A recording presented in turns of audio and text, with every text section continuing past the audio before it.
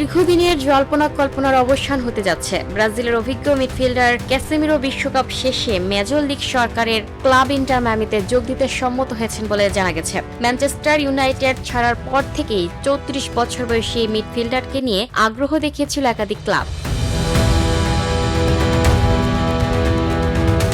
MLS এর বর্তমান champion inter মায়ামির পাশাপাশি LA গ্যালাক্সিও তাকে দলে ফেরানোর চেষ্টা চালায়। এছাড়া সৌদি প্রো লিগ থেকেও প্রস্তাব ছিল, তবে শেষ পর্যন্ত লিওনেল মেসির ক্লাবে যোগ দিচ্ছেন তিনি। বিশ্বস্ত ট্রান্সফার সাংবাদিক ফেব্রিজিও রোমানোর তথ্য অনুযায়ী বিশ্বকাপ শেষ হওয়ার পর আনুষ্ঠানিকভাবে মায়ামিতে যোগ দেবেন ক্যাসেমিরো। গত মৌসুম শেষে অবসর নেওয়া জার্সিও বুসকেতেসের শূন্যতা এখনও পূরণ করতে পারেনি ইন্টার মায়ামি। ডেভিড আয়লা ও ইয়ানিক ব্রাইটকে দলে আনা হলেও মাঝ মাঠে কাঙ্ক্ষিত স্থিতি পায়নি দলটি। সেই ঘাটতি পূরণে ক্যাসেমিরোকে আদর্শ সমাধান হিসেবে দেখছে ক্লাব কর্তৃপক্ষ।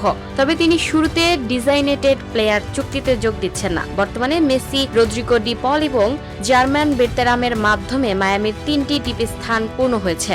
ভবিষ্যতে নতুন চুক্তির মাধ্যমে তার বেতন কাঠামো পরিবর্তনের সুযোগ থাকছে।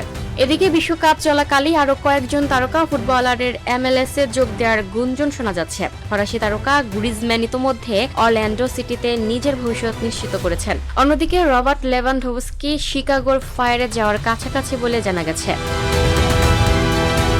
তাকে Akhtar, up to date news, Dhaka.